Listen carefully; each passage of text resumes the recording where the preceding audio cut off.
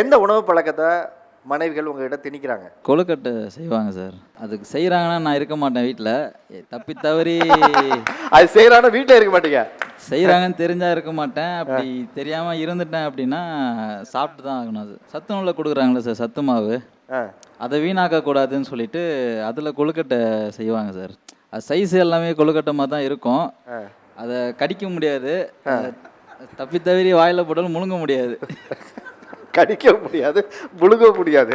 அப்படி முழுங்கிட்டாலுமே அது எனக்கு செட் ஆகாது சார். 2 மணி நேரத்தில் பிடிங்கும். ஹெல்த்தியாக சாப்பிடணும்ல சார். பாப்பாக்கு எல்லாருமே நல்லா சாப்பிடுவாங்க. இல்லை, எனக்கு இது சொல்லுங்க, இதெல்லாம் அன்போடு செய்கிறீங்களா ரிவென்ஸா? அவங்க அம்மா எதனா குழம்பு வைப்பாங்க பார்த்தீங்களா, அப்போல்லாம் செம்மையாக இருக்கு கற்றுக்கோன்னுவாங்க. சொல்லிட்டியா ஈவினிங் ஒன்று கொழுக்கட்டை. ஈவினிங் நான் கொழுக்கட்டை செய்யும் போது இருக்க மாட்டாங்க வீட்டில். அதுதான் அந்த ரிவெஞ்ச் நான் எப்படி தரதுன்னு எனக்கு தெரிய மாட்டேது. அங்கனப்பா சொல்லவே மாட்டேன். அடுப்பு நான் ரொம்ப நேரமாக நான் மட்டும் இருப்பேன். கொழுக்கட்டை எடுத்துன்னு வந்து ஆளை காணாமல் போயிடுவாங்க. அப்புறமா அந்த பாப்பாலாம் சாப்பிடும் போது சும்மா சாப்பிட்ற மாதிரி பில்டப் பண்ணுவாங்க. அப்புறமா பார்த்தா பாத்ரூமில் இருப்பாங்க.